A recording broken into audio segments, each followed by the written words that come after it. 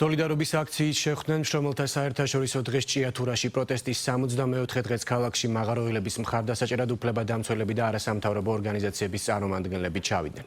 ინდუსტრიულ ქალაქში შექმნილ ვითარებას ართულებს სასამართლოს დღევანდელი გადაწყვეტილებაც უცვლელ მოთხოვნებთან ერთად მაღაროელები თანამებრძოლების გათავისუფლებას მოითხოვენ. შუქრუთის მაღაროს დირექტორზე თავდასხმისთვის დაკავებულ 4 მაღაროელს სასამართლომ წინასწარი ორთვიანი პატიმრობა შეუფარდა. მაღაროელების ნაწილის მხრიდან გამოცხადებული უნდობლობის ფონზე შეჩერებული წარმოების განახლებაზე მუშაობს ჯორჯიან მანგანეზის შვილობილი კომპანია. პროტესტის მონაწილეთა მოთხოვნით პრობლემის მოგვარებას სახელმწიფო ჩართულობით მოხდეს, დღეს ჯანდაცვის მინისტრი გამოეხმაურა. როგორც მიხეილ სარჯველაძემ განაცხადა, სახელმწიფო სამმხრივი კომისიის ფორმატში მონაწილეობს. გამოსავალი ნაპოვნია და პროცესში ყველა მხარის ინტერესი გათვალისწინებული იქნება.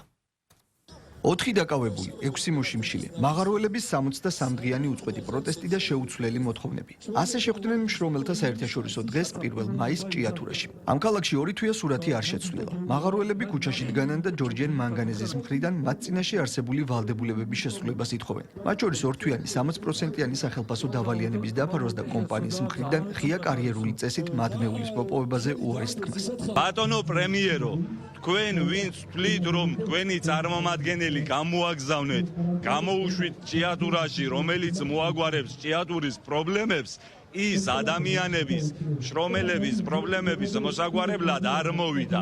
ის მოვიდა ძალადობით, მოვიდა ჯოხით, მოვიდა მათარახით, მაგრამ თითეული ჭიათურელი, თითეული მაღაროელი არის ამაყი, არც ერთი არ დაიდგავს მონურ უხელს, ამიტომ კეთილი ინებეთ, ჩამობრძანდით. მინდა რომ ამუშავდეს, მაგრამ კანონის ფარგლებში ამუშავდეს და ისე ამუშავდეს, რომ ხალხის ინტერესები, ქალაქის ინტერესები, მოსახლეობის ინტერესები იყოს გათვალისწინებული და დაცული.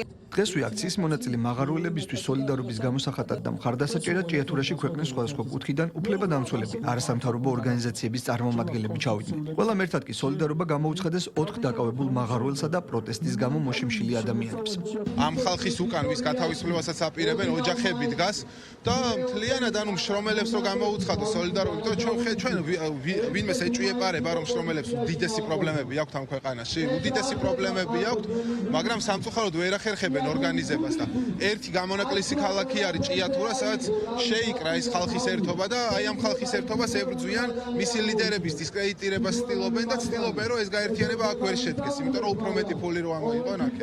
ეს ყველამ უნდა იცოდეს, ეს ყველგან უნდა გავრცელდეს, რომ დაკავებული 4 ადამიანიდან 2 საერთოდ არ იმყოფებოდა ადგილზე, ხოლო დანარჩენი 2 ადამიანი ადგილზე იმყოფებოდა, მაგრამ უშუალოდ ფიზიკურ დაპირის მათ ხელი არ დაუტყამთ ამ ადამიანისთვის, ვინც დააობს რომ ხელი მოხვდა. ჭიათურაში მიმდინარე პროტესტის პარალელურად ქუთაისის საქალაქო სასამართლოში დაკავებული 4 მაღაროელის სასამართლო პროცესი გაიმართა. მიუხედავად იმისა, რომ დაცვის მხარის განცხადებით არანაირი საფუძველი არ არსებობდა ბრალდებულების პატიმრობაში დატოვების, მოსამართლემ მაინც სრულად გაიზიარა პროკურატურის შუამდგომლობა და 4-ვე დაკავებული აღკვეთი ღონისძიების სახით წინასწარ პატიმრობაში დატოვა. საგამოძიებო უწყება მათ შუქრუთის მაღაროს დირექტორზე თავდასხმასა და ფიზიკურ ანგარიშსწორებას ედავება.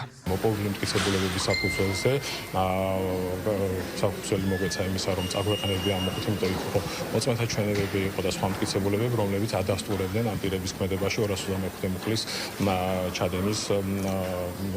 ჩადენას და შესაბამისად ეს გახდა საფუძველი სწორედ იმისა, რომ აღნიშნული კვალიფიკაციით წარდგინა ამ პირებს ბრალდება. ამ საქმეზე დადგება ყველა შემთხვევაში გამომართლებელი განაჩენი. დადგინდა, რომ აღნიშნული ფაქტის დროს არც ჭუმბურიძე და არც გვილისიანი იქ არ იმყოფებოდნენ, თუმცა ბრალდების ხარის ვერსიით საპირისპირო დაამტკიცებდნენ, რაც სამწუხაროდ გაიზიარა სასამართლომ ამ ეტაპისათვის. მიუხედავად იმისა, რომ უკვე 63 დღეა ჭიათურაში აქციაზე მდგომი მაღაროელები მოთხოვნებს არ ცვლიან, ჯანდაცვის სამინისტროში მიიჩნევენ, რომ ჩიხურის სიტუაციიდან გამოსავალი მოძებნილია. ამ საკითხზე დღეს ჯანდაცვის მინისტრმა მიხეილ სარჯველაძემ გააკეთა განცხადება, რომელმაც აღნიშნა, რომ გამოსავალის სამმხრივი კომისიის ფორმატის ფარგლებშია ნაპოვნი და ის კომპანია ჯორჯიან მანგანეზის სრული რეორგანიზაციის დაწყებას გულისხმობს.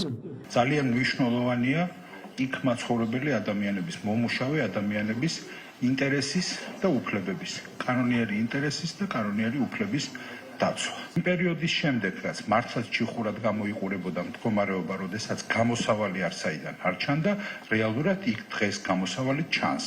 კერძოდ კომპანიას აქვს კონკრეტული ხედვა იმასთან დაკავშირებით, თუ როგორ უნდა დაასაქმოს ის დასაქმებულები, რომლებიც მანამდე ამ საქმიანობით იყვნენ დაკავებული.